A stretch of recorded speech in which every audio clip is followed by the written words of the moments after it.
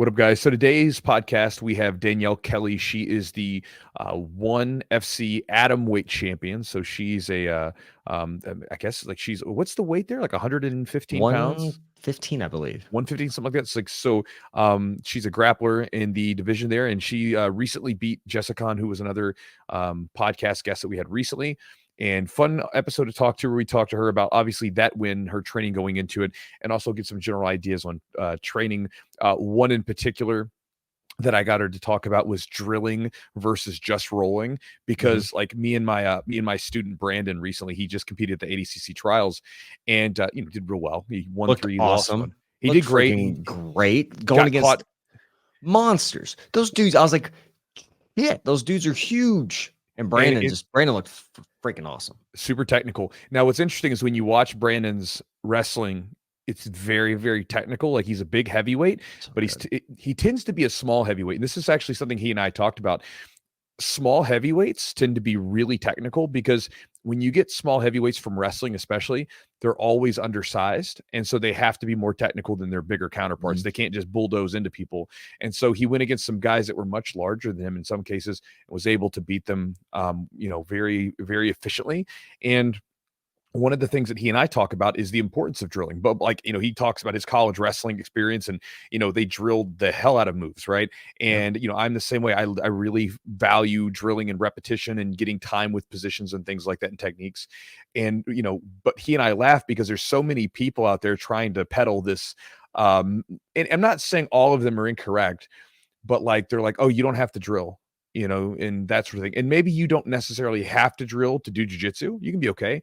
But anytime I talk to some of the best people, 9 times out of 10, they're like, oh yeah, I drill. I get my reps in. It makes my techniques better. I feel more efficient, all that stuff. So again, I asked her about that because I wanted to get her opinion. I have obviously, as she's kind of in the top of her weight class in that division. So again, we'll talk to her about that and hope you guys enjoy the podcast. It's a great one. And as always, thanks to our sponsors for helping make this weekly podcast come to your ears or possibly to your eyes if you're watching us on YouTube. Charlotte's Web CBD. If you guys have never checked them out, I encourage you to do so. If you're interested in CBD, again, Charlotte's Web is one of the premier companies. They have the stuff that's third-party tested, so you can ensure that what is in that bottle, what is in the gummy is what it says is in there is what's in there. Again, I've been using their products for several years now. For me, it's a part of recovery. Again, for any of you guys that are, getting closer to the big 3-0 or 4-0 or, older than that, you train, then you understand how much recovery becomes more and more important. When you're younger, you can scoff at it because you don't need it. But when you get older, you have to really be detailed and focused on your recovery. And there's a lot of things that I could do when I was younger that I can't do now. Like, for instance, I don't drink much anymore. I never drank a lot, but I'm especially militant with it now because every time I drink, you know what it does? It messes up my sleep. I don't know what it screws up my sleep. And then if my sleep screwed up, I'm not recovered better. I don't feel as good the next day. And again, CBD is one of those things that I have thrown into the mix for recovery. And where I notice it, at least from my standpoint, is it definitely helps sort of deal with just the sports-induced inflammation that we get from training, obviously, but also I feel like it helps support my sleep cycles. Right? Again, I just feel more well rested when I'm using it, and I feel like I can get a little bit more rest when I'm using it, opposed to if I'm not. So again, I like it for that reason. A lot of people have different reasons for why they enjoy it, but again, I encourage you to check it out. You can go to their website and save 20% by using the promo code Chewjitsu20. So you go to charlottesweb.com, find whatever you like on their website. Promo code is Chewjitsu20, CHEWJITSU20, and you'll get 20% off the order. Also, thanks to our buddy Matt at Epic Roll. Recently, Matt just came out with some new shorts. Me and Eugene were talking to him for a while, and we were like, man, we want some short shorts. And they're not like Ranger panty, softy short shorts, but they're like short enough that for grapplers, I feel like it's a better cut. I think and so. Then because again, grapplers, a lot of times we want to move around and stuff like that. And even for me, I like my shorts to be a little bit higher. So they're super comfortable. I've been wearing them for the last few days, and they get 2 thumbs up of approval from the Chewster. So I'm a big fan of them. And again, they're just like his other Nogi shorts where there's no Velcro strap. It's basically an elastic band that goes around you. They're comfortable. They're not going to wear out. I've had his previous MMA you can call them MMA shorts, but MMA BJJ grappling shorts for over, gosh, it's getting on three years now. They're still going strong. And so I'm excited about these. I'm going to have a new batch of Jiu-Jitsu gear. And for my students that listen to this, we're going to have some new gear for our gym that's going to be made with these shorts. And again, if you guys want to check out the shorts as well, you can go to his website at epicrollbjj.com. The promo code is Chewjitsu for 15% off. He also has his longer cut shorts available too, if you don't like the short shorts. And he has all his different items like rash guards, gis, the whole thing. So if you want to get some jiu-jitsu gear, apparel, whatever it might be, check him out at epicrollbjj.com. Also, thanks to Manscaped for supporting the podcast. Manscaped recently sent us some new stuff, which I always get excited about. Again, when Manscaped originally, brought us on to do the podcast as a sponsor, I wasn't really all that keen on it because I was like, it's a trimmer, whatever. But the more and more I use their products, the more that I like them. It's one of those things where sometimes you don't realize sometimes that, like, because you think, oh, it's a trimmer, it's just nail clippers, it's just this. But then you use something that's pretty good, and you're like, well, that's actually pretty good. It's like if you go to like a really good steakhouse. It's like, it's just a steak, right? That's all it is. But then you go to like a really good steakhouse and you're like, okay, now it's different, right? Like me and Jess, we go to a steakhouse here in town that we really like, steak and bourbon. And again, it's not the cheapest. It's not the most expensive, but it's not the cheapest. But man, the steak's so good. And kind of going along those same lines with the Manscaped equipment, all of it's really good. They recently sent us some new stuff. I've checked out the trimmers. I haven't used the new trimmer yet, but I've checked out the nail kit that they gave, because again, for jiu-jitsu guys and girls, right, we got to keep our nails trimmed because you can't go around scratching people, because again, this is something, I don't know if you guys saw this recently. Paulo Costa? Yeah, he's the one that had the staff in his elbow. He had staff in his elbow, like gnarly staff. I mean, they had like a giant hole in his elbow where they had to get in there and cut this stuff out. Three surgeries to get it out. Yep.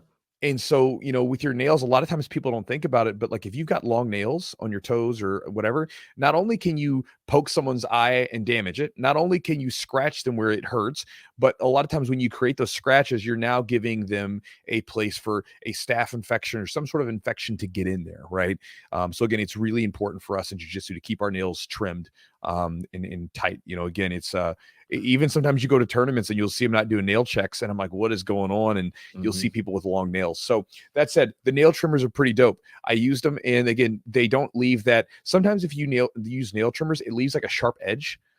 These do not, right? It's a nice clean edge. It's very soft. And so again, perfect to throw into your gym bag. If you're getting ready to go to the gym and just you find out you got some long nails, it's right there. So that'll be part of my gym bag and my travel bag when I travel for seminars and things like that. But again, they have a lot of great stuff, everything from trimmers to balms to soaps to nail clippers and everything else. If you want to check them out, you can go to manscaped.com. And if you find something there that you like, use the promo code Chewjitsu20, CHEWJITSU20 for 20% off the order, and you get free shipping. Yeah, and the newest thing that they actually sent us as well is the Lawnmower 5.0 Ultra. We got to play around with that. So next time we'll let you guys know how that goes. But it's got like an interchangeable head that you can put on, so that's pretty neat. So it looks awesome. You can lock it if you're traveling. You kind of lock it so it doesn't get turned on in your travel bag or something. So it's very cool, and an adjustable light. The light can turn on and off. It's kind of neat. Boy. There you go. We talked about the light. Yeah, got a flashlight. It's a special feature. You gotta be careful with that. It might come up handy. So. And also thanks to you guys for that support us through the Patreon. And if you guys want to support us through our Patreon, you can do so by going to the Patreon website, patreon.com/the Jiu-Jitsu podcast. So obviously the main thing that it's there for is to support the podcast so we can continue to make these episodes and try to improve the experience that we do with you guys each and every week.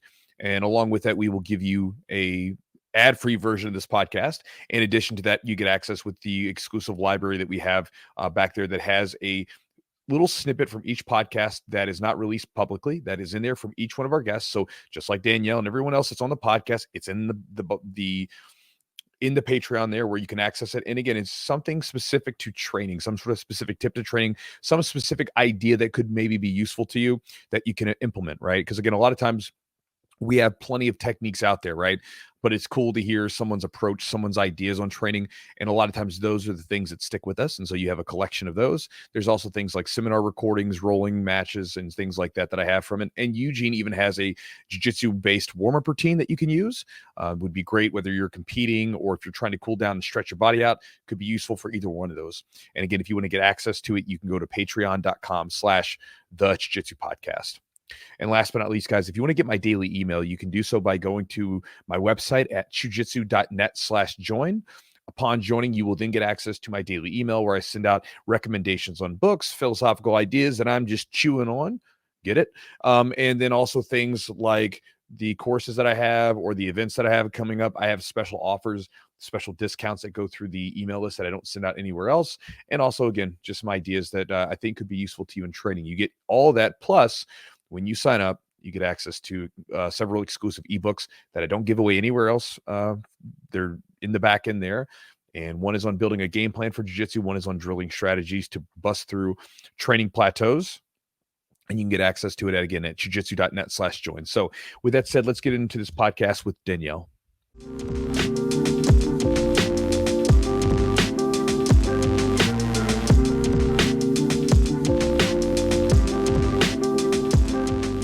So how's your training going right now? You just had a big match where you beat an opponent who I believe she had a win against you previously, right?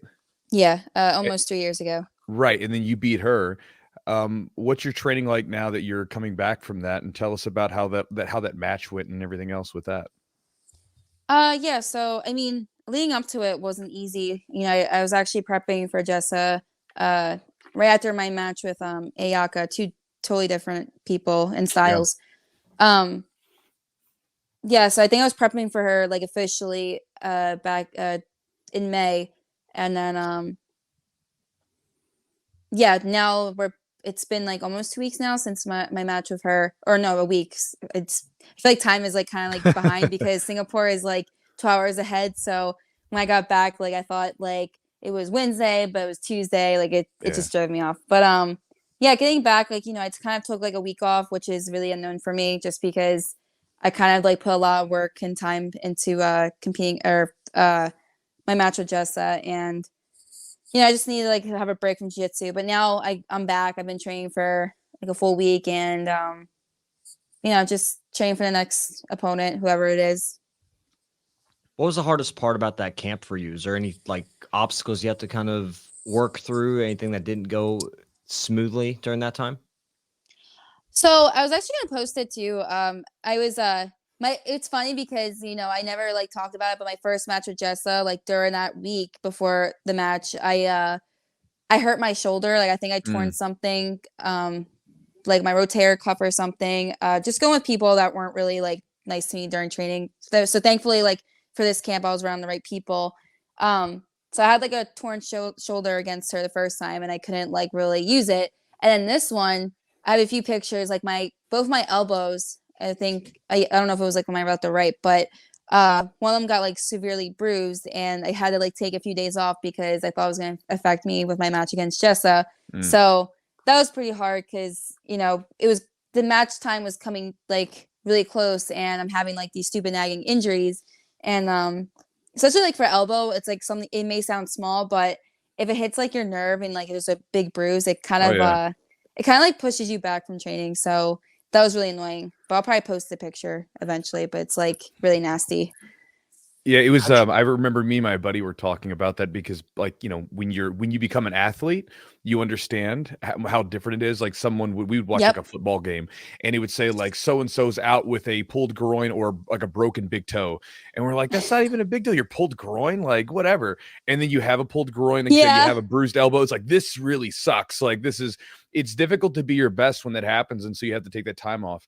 Kind of going into that, what was that like? Because I was talking to Jacob Couch after he won this past weekend, right, when he beat Elder, and again, Elder has 3 wins against him, so again, nothing like your situation, but similar.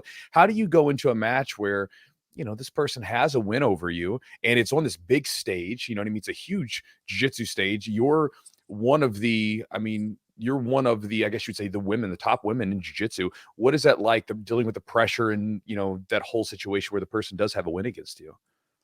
Yeah. So really good athlete, Jacob Couch. I'm a huge fan of his jiu-jitsu. So it was cool to kind of see him live. Because I was there the past weekend. So I feel like it wasn't just because she had a win over me. In general, I feel like I think now they take me seriously right after I just basically beat her easily. I mean, she had a back exchange, but if she studied the rules and not make excuses, then she probably would have beaten me. But I was just better than her. But I think leading up to this, like, I wasn't really being taken seriously, not just by her, but like jiu-jitsu community in general. And people think like, oh, just don't look at social media, or like don't worry about like who's beating you. Yeah, to a certain extent, like competing, like you want to beat the person that's beaten you in the past. That's more motivation. But it's more like going into this match, I wasn't, it was basically saying like Jessa's gonna she's gonna just drive by Danielle. Like Danielle Kelly she's okay, but like Jessa is this world champion, this person, that. So like going into this match with that mindset, a lot was against you. And like, even just, I've been in jiu-jitsu world for like almost 20 years. Like I can tell just like by like, they'll respect me, but it's like, just this Jessa girl's gonna just go, she's gonna run through Danielle. Just like the first time they went against each other. Yeah. And, going into this match, everyone watched my match, like I was different. And, just kind of, I think it just brings more motivation. Yeah. I think with this match, that was where it was at. And, I just proved that I was better and I belong in the top 5. For sure. I'm surprised that that you feel like nobody took you seriously. Cause I mean, for me, like I've obviously seen you compete before, and obviously I know you're the real deal as far as grappling goes. On any given day that a competitor can win or whatever, it's just the way it is. But I imagine if you felt like that, or if you saw people sort of talking down about you, I'm sure that was good fuel for the training, right? You were able to probably use that to push a little harder, like you said, and get more motivation for it.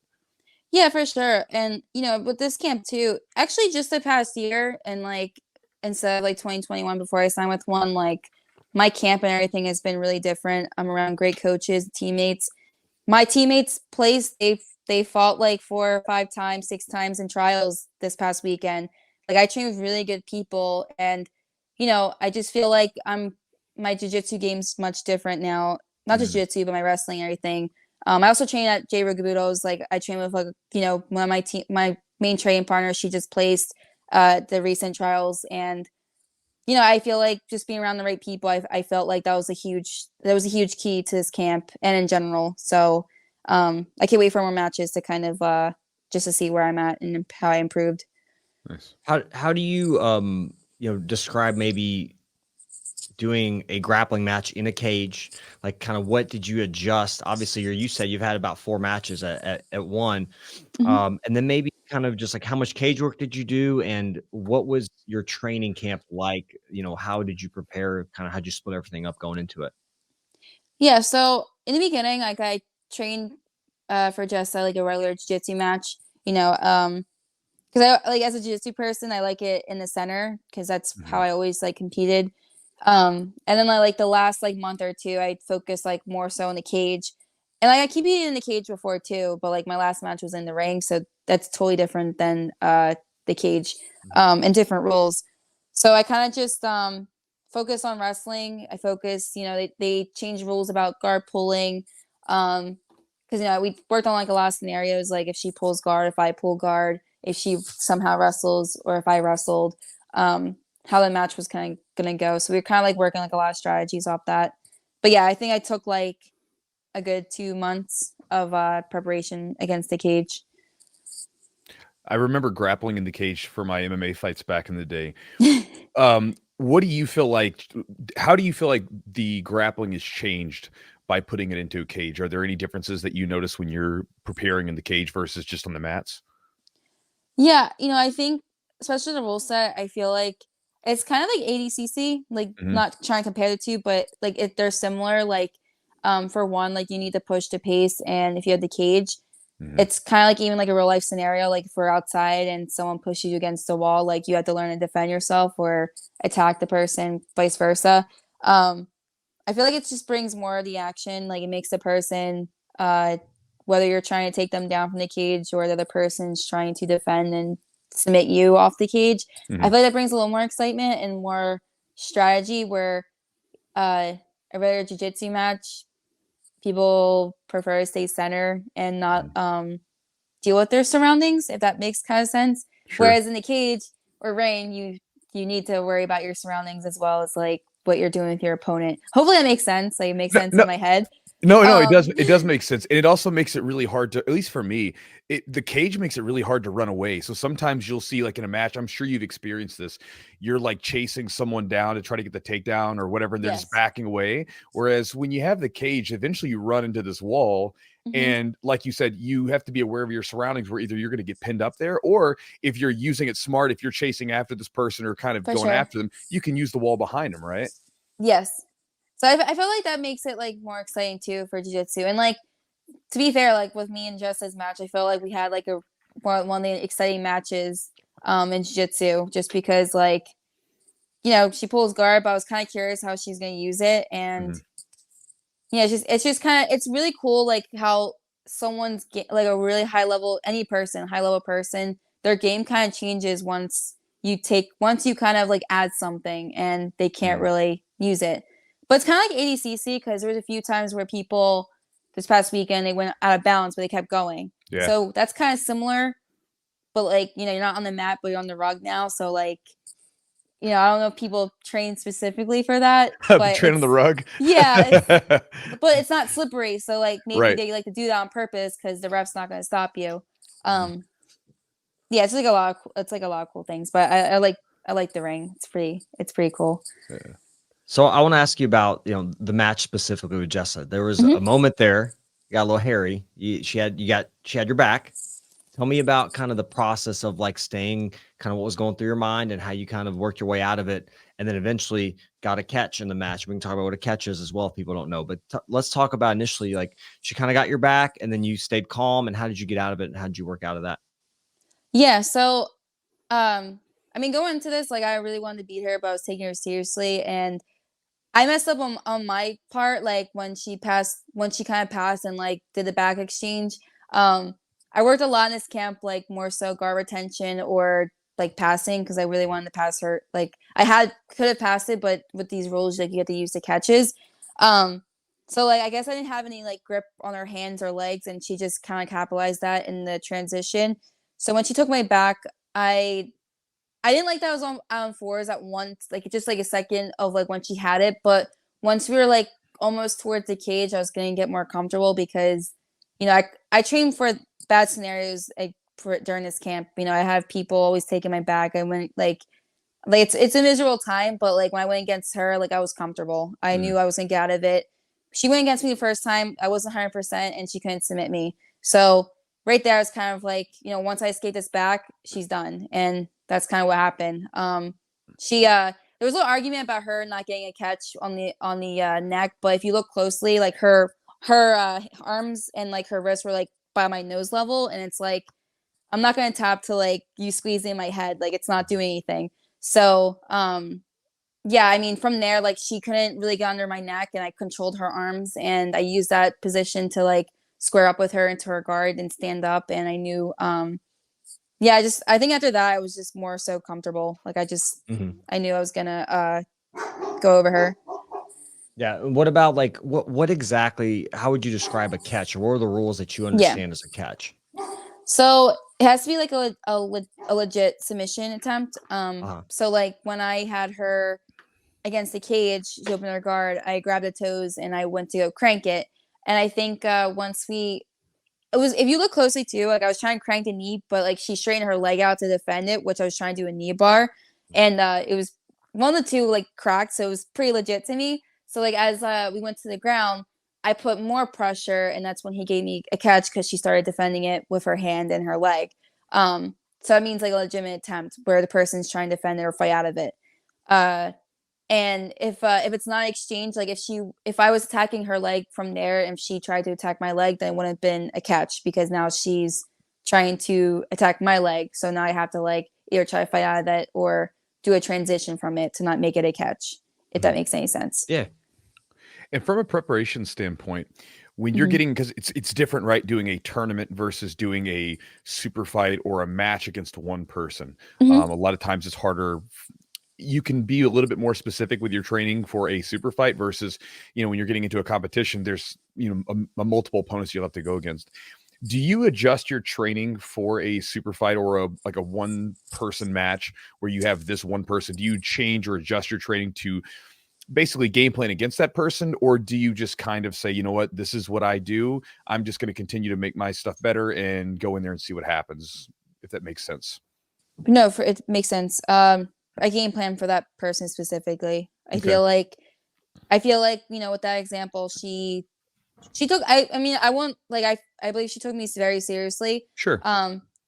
But I felt like she didn't want to change some things in her game. And, she's doing a lot of same things in our first match. So me and my team knew what she was going to do. She was going to grab the leg with her right hand, does her K guard. She did the same thing this time. She didn't really change. Like, she was probably just going to stick what she was good at. And that's what she did because she's good at it. But I game planned specifically for Jessa. And then that's kind of like what happened in this match.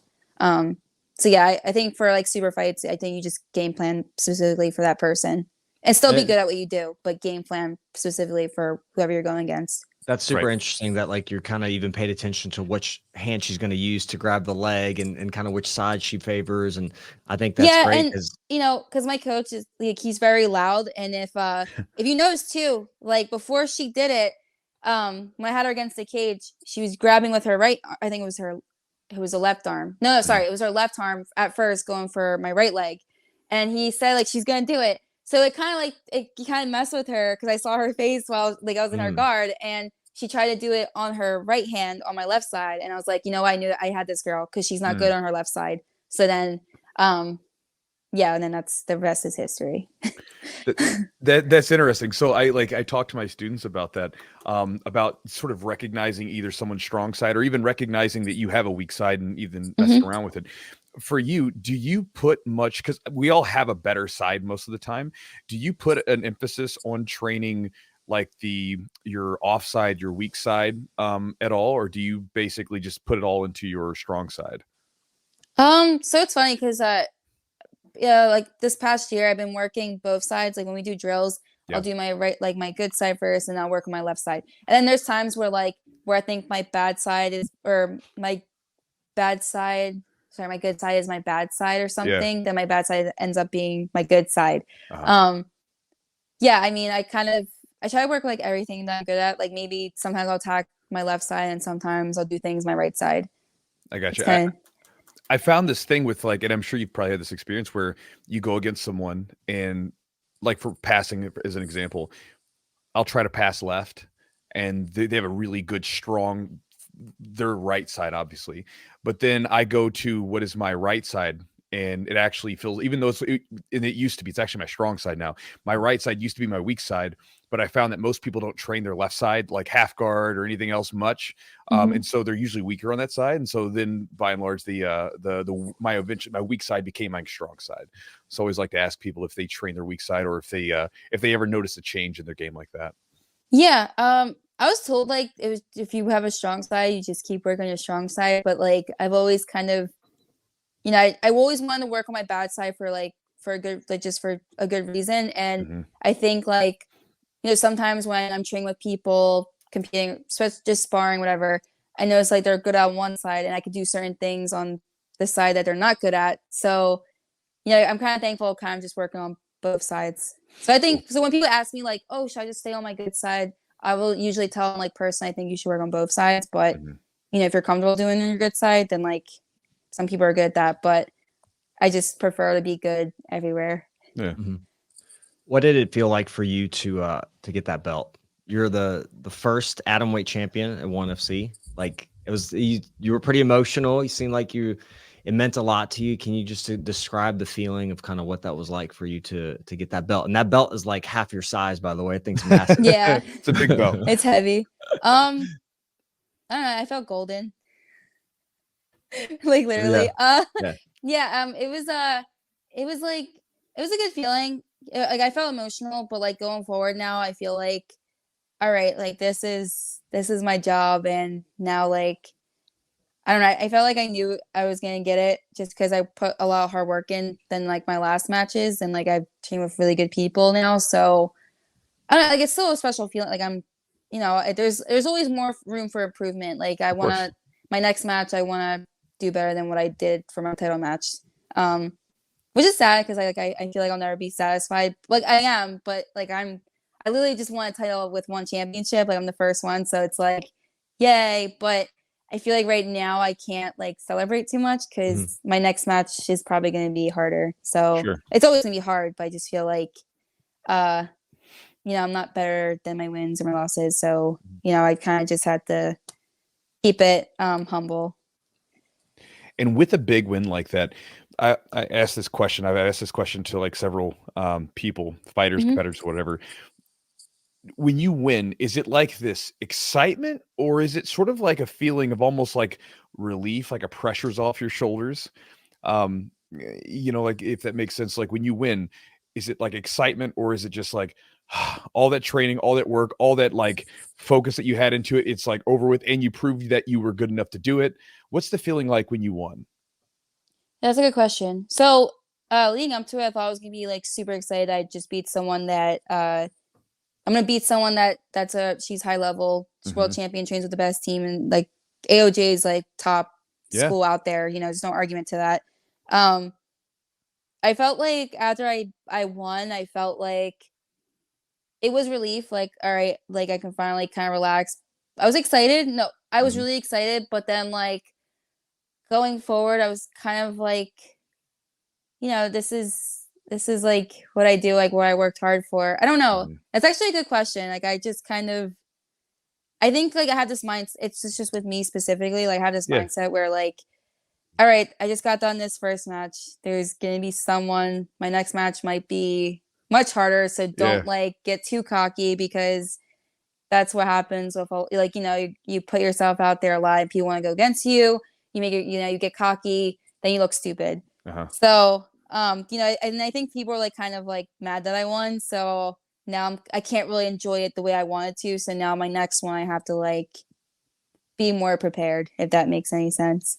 Why do you think people are mad? Well, I think because they either like expected her to like drive through me, and it didn't happen. It didn't happen. I read like a lot of comments like right after my match too with her, just to like have a clear mind, and like a lot of people were very confident, like, oh, Danielle's good, but Jessa's just better. Like it's gonna be like the first time. And then like I beat her, and now the same people are like, oh well, it was in the cage. Oh well, Jessa didn't know the excuses. Yeah, well, not just them. It's her too. She made an excuse that I capitalized on the rules or something. But it's like you signed with ONE for a year for no-gi. Like no, you lost. So that was the only thing. Like I felt like a little upset, but it's like whatever. I won, so that's probably why like I didn't feel too excited. Like after I won, I was excited. Like I'm the number one. It's for ONE Championship, but it's like, damn, now I have to prove myself again. Yeah, there's a fight in front of you because people are still sort of discrediting. Even though you had a good win against someone, they're discrediting it. So it's gonna keep coming. Yeah, I mean, it's mostly people like she trains with, or like people that are in like Cambodia or something. Like they do like team things. So like that's common for like ONE Championship. I just think people just weren't expecting me to beat her. So it just made it, I think that was the excitement. It just made that much greater. Like I just proved everybody wrong. And now people are just mad. So it's pretty cool, because now I have the 40-pound gold belt of ONE Championship. So it's like, whatever, I'm the champion. That's right. How do you, and this may be a great question for you to answer for just any competitor, how do you deal, and if you feel pressure or nerves, how do you deal with that? Or how do you deal with like kind of a high intensity match? Obviously you're going to be on TV and it's for the championship, and that's kind of, kind of the biggest, almost kind of one of the biggest stages you can have for grappling and for what you're doing. How do you deal with the pressure? What do you do to kind of get yourself in the zone and have a good performance? Like leading up to it, like the week of or something. Yeah. So I think like because I had such a hard camp, like I trained with really good people, I think that made me more confident. And then the week of the matches, I'm always nervous. I'm always a nervous person. I'm always anxious. So like I'm kind of like a hermit. So I just don't like a lot of the attention on me. But like as time went on, I felt it's weird. Like I like to watch scary movies like the night before or like just something like for this time we all like the day before my match with Jessa, we went out and explored Singapore because I didn't do that. I didn't get to do that the last 2 times I was in Singapore. And like it felt different. Like it felt calm. I was doing normal things. Like I wasn't thinking about jiu-jitsu. I wasn't thinking about Jessa. I was thinking about being a normal person, you know? Like it kind of just like distracted me and not worry about there's gonna be media, there's gonna be cameras, everyone from the East Coast is gonna watch me. Like I didn't have that in my head. So I think that kind of helped me a lot because the next day I felt more calm and I forgot that there was cameras.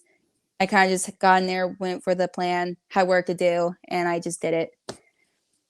So now, like, when I watch, like, fights, too, like, you know, a lot of the other fight promotions, when fighters are like, oh, they're just nerves. Like, nerves aren't real. Now I understand, like, all right, like, just do something that distracts you or makes you happy, and then everything else doesn't matter, you know?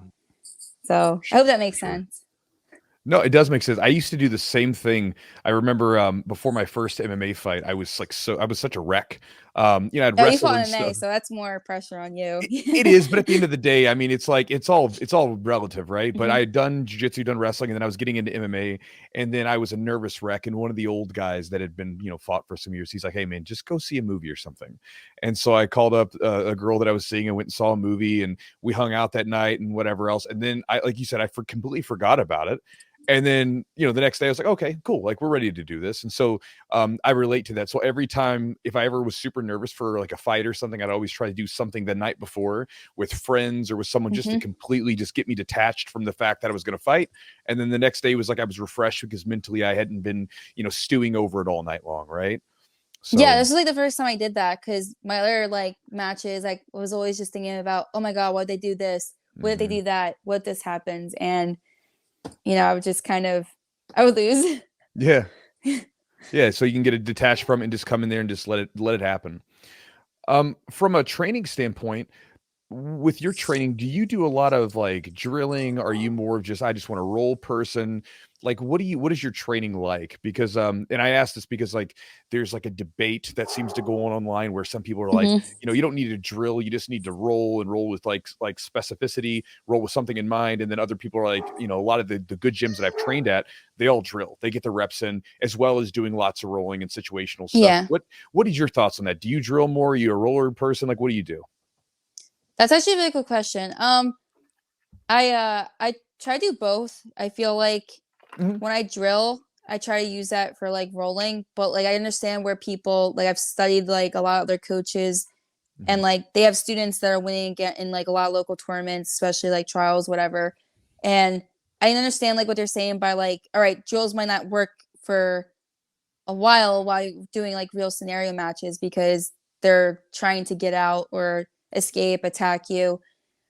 But I feel like if you drill enough where you try to drill like into their movement or you're used to the movement, then yeah, in a real life, it's just rolling, then you're understanding the movement and then you can capitalize that.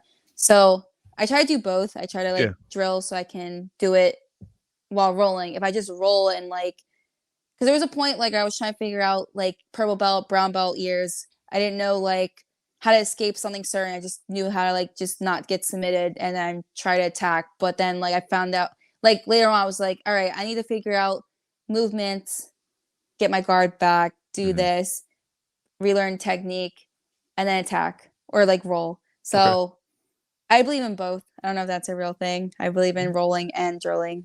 Well, I mean, at the end of the day, we all got to roll, right? Like, I mean, you know, jiu-jitsu, you got to roll. I guess my thought process, my question really comes down to, you know, basically getting in, like you take a technique, let's say if you're trying to work on a particular technique, do you find it beneficial to get the reps in to where you can basically like sort of get a good feeling of the movement? And then obviously we use it during rolling and stuff like that. But do you find getting the reps in of a technique when you're trying to develop it, do you think that it helps you?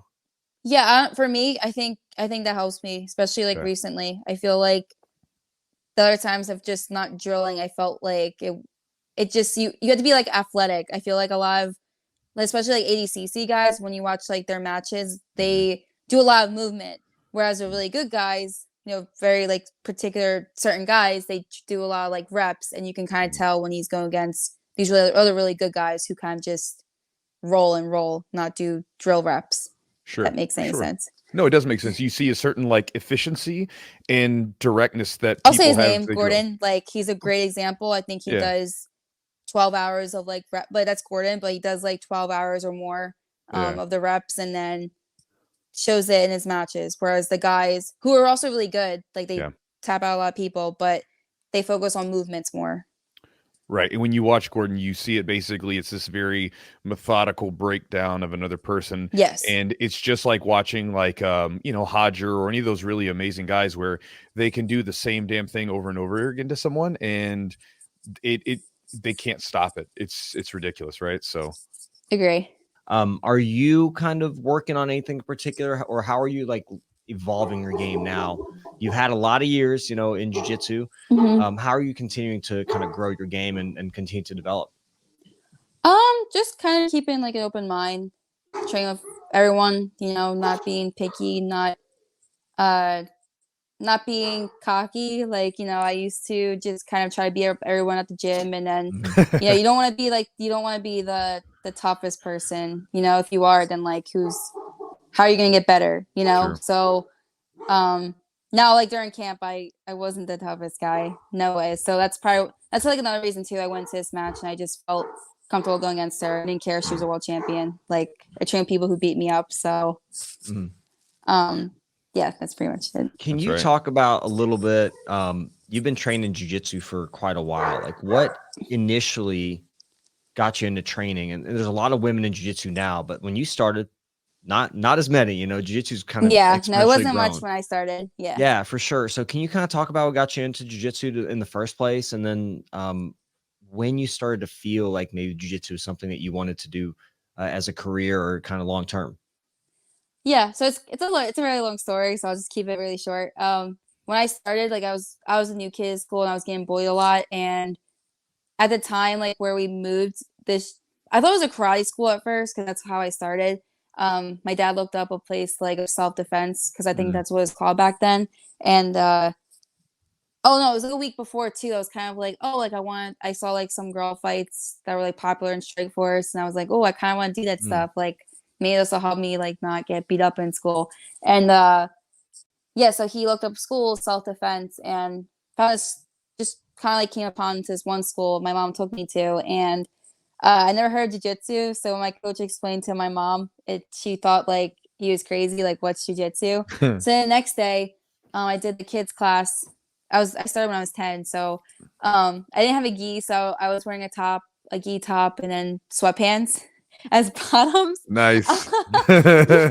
Yeah, so I was wearing like a big gi top with sweatpants, and my coach explained like what was jiu-jitsu, so I thought that I was gonna go in there and do striking because I thought it was karate. I was like, what's this gi top? And so I did like the first drill was like arm bar. My first drill was like single leg takedown when they pull full guard. I learned like the very basic things the first like hour and a half. So it's crazy because I still use the things I used I learned the first day of jiu-jitsu. But it just shows back then too, like jiu-jitsu back then was like it wasn't like was today. It was kind of where tap out was still like the big thing, and people did like standing guillotines or it was like a different time, especially like, as a kid. So my coach saw that I was good at it, and 4 months later I signed up to like a Naga tournament and I took first place. I even never done no-gi either. I only did gi, and he put me in like a no-gi tournament. They did no-gi and gi. So the kids were no-gi first. So I did no-gi, got first place, submitted three girls. And it's actually funny because my very ever first opponent was Amanda Levy. I don't know if you guys know Amanda Levy. You wouldn't get Amanda Levy for your first one? Yeah, I looked at old pictures, and my first ever opponent was Amanda Levy. And we were like 70 pounds at the time. It's kind of crazy. And you guys are both badasses now, so it's great. Totally different. So I find it funny. Like I think she forgets that she was my first opponent, but yeah, she was my first ever opponent. And here we are today. So that's kind of cool. Yeah. Now that I think about it, I'm like, wait, my first opponent was literally Amanda Levy. Like That's how small, like, you know, the East Coast kind of was back then. And like the girls jiu-jitsu like wasn't as big as it is today. Yeah, so then I don't know, I kind of just had things happen. I started doing like a lot of IBJJF tournaments. I was switching schools, like I was going from Philly then Jersey, and then did like different rule set tournaments. I did like the overtime stuff when Eddie Bravo was starting to get popular. Fight Pass. I was working with Fight Pass for a little bit, and you know, I just kind of just traveled everywhere, and then there I am, ONE Championship champion. Nice. Now, when did you like have this moment? Because I think everybody has it at some point. When did you like think to yourself, maybe there's something here? Because obviously you don't like, I mean, maybe we dream of it, you know, when we're younger, man, what if I could do this for a living or whatever? But when did you have the realization that like, oh, maybe I can do something with this and I should really dive into this like full board 100% and see if I can make it in jiu-jitsu, you know, as my full-time gig or whatever that is that I'm doing? Yeah, for sure. So I honestly didn't think I would be doing jiu-jitsu full time because I originally thought I was gonna go to school for wrestling because I was like while I was in school, like I also got into wrestling while I was in mid sixth grade to seventh grade, and because my coach made me do it at the time to like help with my jiu-jitsu takedowns in competition. So then eventually I fell in love with wrestling and I thought I was gonna do it in college, and then I ended up not doing it in college. I started doing training again. And then I think I had like do like a wake up call because I had really bad things happen to me, like when I was barely 21, 20 years old, 21, still in college. And I took almost a year off of jiu-jitsu. And I think when I came back was when reality set, like, this is what I want to do. And when I came back, the first month later, I ended up doing like BJJ Pro. I ended up like, it was when I was doing the gi a lot. And I placed like third place out of like 25 women that were like in the absolute division. So, who still compete today. You know, I've been doing this sport for a while, and I feel like when I started competing a lot and getting offers for shows is when I figured like, all right, this is something I like to do, and like, you know, what I kind of want to do, and getting like messages from like parents, kids that inspire them. I think that's what made it more like a drive for me. Like, all right, this is like what I want to do, and now I teach everywhere. You know, I teach seminars when like I'm not in camp. I basically my whole life is jiu-jitsu right now, so I'm pretty happy about it. Nice. Yeah, what advice do you have for somebody that maybe wants to take a similar path or similar road? Because now it's a lot more feasible to make a career out of jiu-jitsu, I think, than 17 years ago or however long ago you started. There's some money in it. There's more exposure. Like, what are some of the things or some advice you would give someone that really wants to try to see how far they can go in jiu-jitsu? I think my main advice would probably be like, just make sure you're around the right people. You know, if you're like, I always make examples, like, you know, I think if you're around the wrong people, they know how to like kind of drive you down. And with me, I felt like at a time where people wanted me to do what they would make them happy, and I was not happy when I was kind of doing like what my old coach wanted me to do. Not specifically my old coach, but just people, my family. And I felt like when I was around those people, I wasn't my goals like weren't there. Like I felt like what I wanted to do wasn't there. So I ended up doing like what made me happy, sticking around the right people who are helping me, and here I am. You know, I think it's all about who's in your corner. So hopefully like that helps. And then with your current gym, when did you move to this gym, and where is the gym? Who is the gym that you train with currently? Currently Black Hole, and I still like go to Illuminati Grappling, like underground. I still go to Silver Fox here and there, but I'm a Silver Fox black belt, but I recently am training at Black Hole now. Like, they're in my corner. So that's who I represent. That's actually who I've been training with this whole camp, with Jessa and Jay here and there. Like, I train with the girls at Jay's school. Gotcha. And is that just to get a harder push for these big matches that you have coming up? Yes. And especially like it's still like there's a lot more girls, but I feel like competitor wise competing, it's really hard to like find people like girls your size to push you. So that's like kind of where I was at. For sure. And then to kind of go back to what you just said a minute ago about wrong versus like sort of right people.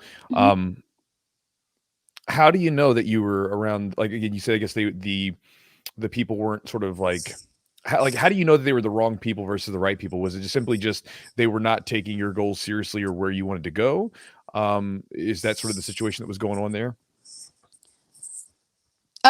Yes. So like, especially like what I see today, like coaches, the really good ones, like, they would travel to make sure that their students are getting the right training and competing right. They want to be there for when they're competing. Whereas I had some instance where like I want to do certain tournaments, I was training for it, and they didn't want to be there for me. So it was kind of like defeats the purpose of like, all right, like why are you in my corner? Like, it's just kind of like one of those things. When you're training hard, how do you balance like training really hard and then making sure you take care of your training partner, right? Because again, that's the balance, right? Because you have to go hard, you have to push yourself, but we don't want to, and we have to be competitive, but we don't want to injure our training partners because then we can't get ready for our matches, we can't train. So how do you balance that? Yeah, it's really hard to say. So like with camp, like I learned a lot with this camp. I feel like there were days where like we're gonna go super hard, so like you had to be on your A game. And then there was days where it's like, all right, we have to chill, because also like my teammates were competing a lot too. So like I knew, let's say like I knew their leg was bugging them, or I'll just attack their neck and their arms. I'm not gonna go. I'll go for a sweep, so I'm not gonna like rip their knees, because that's gonna be bad on me. Like they're injured, but I feel like there's times where like, all right, like in a real match scenario, they're gonna club your head really hard. Like that's what I was doing, Jessa. Like you kind of just, this is like what what you do for a job. So it's like, all right, we're gonna roll hard this day. So for me personally, I kind of try not to do it every day, because when people do it every day, they start to get injured a lot. Sure. So I think like when I thought going hard every single day was the way, it was kind of like putting more damage on me physically. So I would do like camp. I'll probably do like 4 days out of the 7 days, and then the rest of them will be, the 2 or 3 days would be like drilling or just flow rolling. Nice. Makes sense. Yeah, I think you have the intention. It's a hard training day. You're gonna have the intention. We're gonna go a little harder. It's gonna be a little more intense. Versus other days, it's a little bit of different atmosphere. You're not as not as dialed in, or you're probably dialed in to focus, but or to drill. But it's a different kind of like focus you're gonna have. It's not gonna be just like I'm doing my A game today and trying to take somebody's head off kind of thing. So I think that's smart. Especially you want to train for longevity. You're still young and you want to train and be at a high level for a long time. You have to kind of ebb and flow and give your body time to recover. And so you're 27, so 30 is not 28. Too far away. Yeah, I'm getting old, what I'm saying? How old are you? You said 28. 28. Even closer. Like I mean, I get it. Like I've been training for 15 years and I just turned 40, and I'm like, oh shit, I gotta really I gotta pay attention. 40? I am 40. I feel like jiu-jitsu. Oh, you are? Yeah. I feel like jiu-jitsu makes us look younger than we are. Thank you. Yeah. Chewy's creeping up there. It's fun. Yeah, and I'm 38, so I'm an old man too. Yeah. But it's fun to you think back like, oh damn, 27. Like I could do anything and recover. So I think it's have you kind of felt like you're getting older, or do you still feel like really good? Your body still feels strong and like you feel like you can go pretty hard a lot? I feel like it's a mix. I feel like when I was a kid, I felt like I was more I don't know, I gotta find the right word where I don't sound stupid. Like I felt more beefy. I felt more like stronger, but like I was actually like heavier than I am now. Like it's weird. Like when I was a kid, I was like a little porker. I was like 125, 130.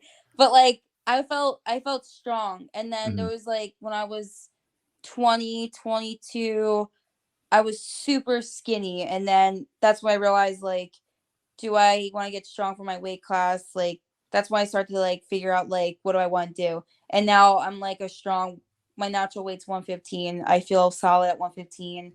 I kind of just focus on like recovery, but also like I don't want to recover too much, because then, I feel like when I was relaxed and like on my like calm days of training, I was getting injured. So it's really weird, because jiu-jitsu or like fighting, I guess fighting's different, but it's similar. But it's similar. Yeah, it's like the girls that I know that who did it MMA, like they'll like spar Tuesdays, Thursdays, and Sundays, and then I guess Mondays, Wednesdays, Fridays, and then Saturdays would be their off days, but Monday, Wednesday, Fridays would be like their jiu-jitsu, cardio. They have a routine, so it's kind of like that with jiu-jitsu, but except we're not like, we're not getting like kicked in the face or anything. That's right. Yeah. Well, Danielle, thank you for your time.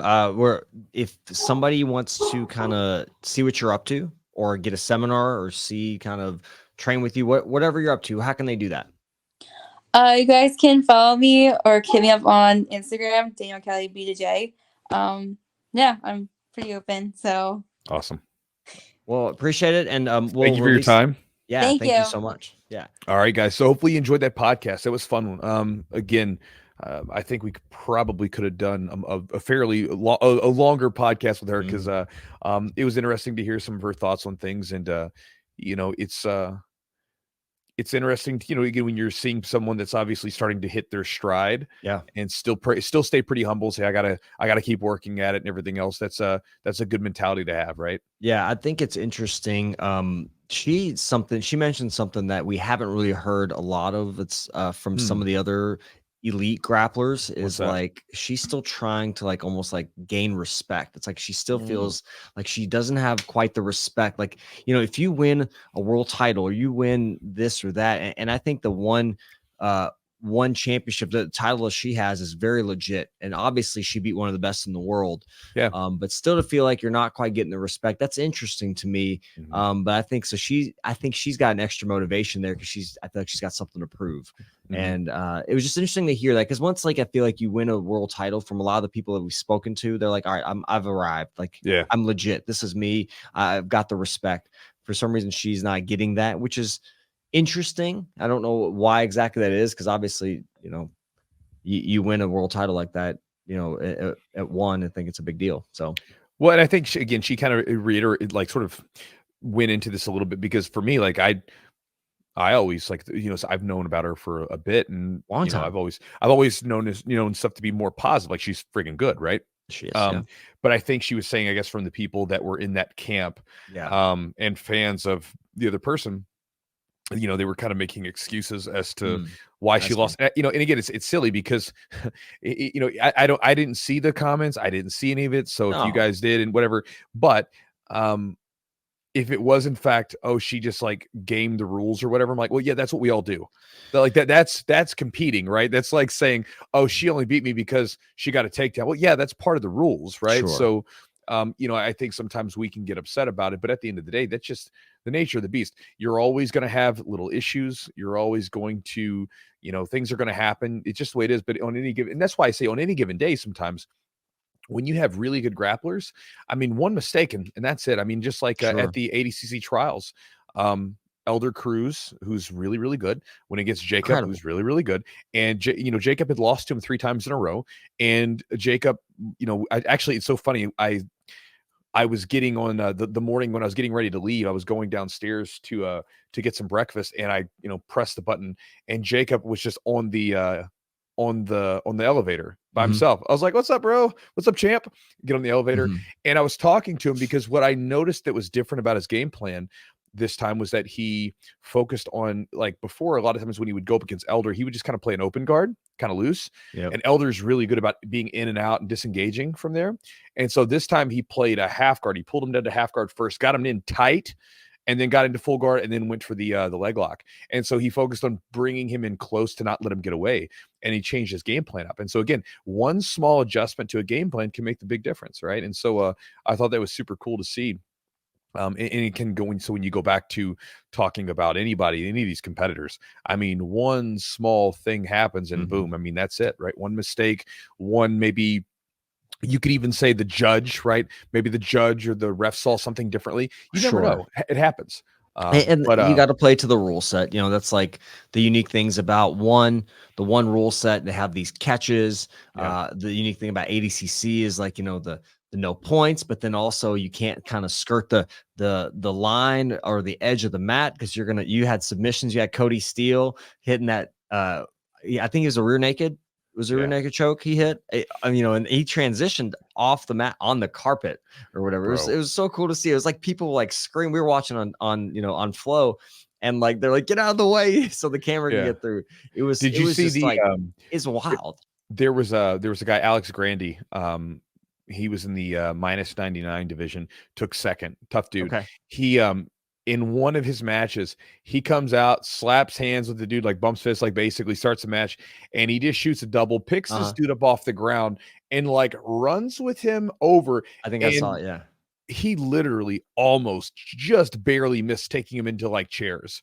And we're not talking about chairs that are going to break down. We're talking about hard, stiff metal chairs. Like it would have been, I mean, you could have, I mean, to me, like it's dangerous. I mean, even Brandon, like at one point, Brandon, he did a basically just did like a sort of a Uchimata in wrestling, basically just with his overhooks, and he threw the guy and basically almost right on top of the table, just barely missed it. You're thinking like, bro, like on top of that table, that would have been rough, but instead he threw him on the ground, and the dude like landed real hard on his knees on that hard concrete. I'm like, this, I mean, to me, I don't necessarily like a street fight, man. Yeah, I don't really care for the rule that much. I think eventually someone's probably going to get pretty hurt because you're gonna because you're gonna pick them up and you're gonna dump them over into like some chairs.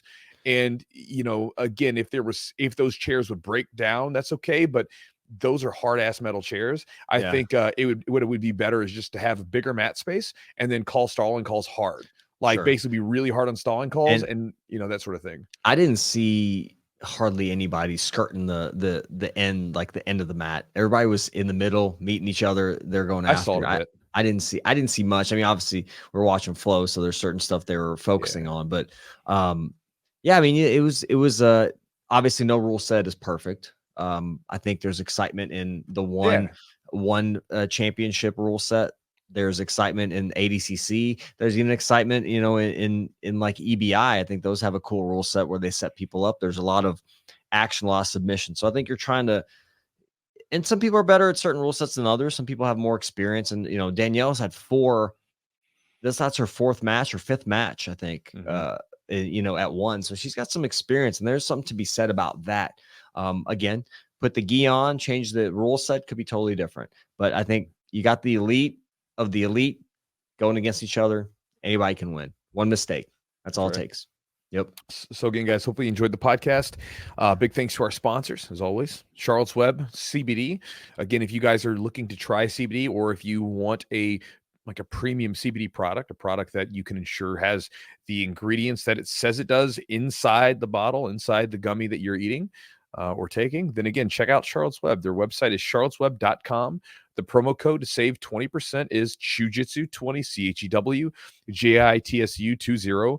And again, with that, they have everything from gummies, tinctures, to balms that you can rub on, even to THC-free versions. So again, whatever you're looking for, they have with CBD. And if you've never tried CBD, CBD is one of those supplements that it seems to really help some people and then other people not as much. My encouragement to anybody that's interested is simply try it for a month. See what you think. Do it for 30 days, like any other supplement. See if you notice something, and kind of go from there. Also, thanks to my buddy Matt at Epic Roll for supporting the podcast. His website is epicrollbjj.com. If you want to save 15% on any of the products, Jiu-Jitsu for 15% off. And again, just go on his website. If you're looking for anything from gis, rash guards, shorts, t-shirts, hoodies, anything Jiu-Jitsu related from gi or from gear to apparel, he has it. epicrollbjj.com is the website. Great designs, high quality stuff, great customer service. And again, 15% off with the code Jiu-Jitsu.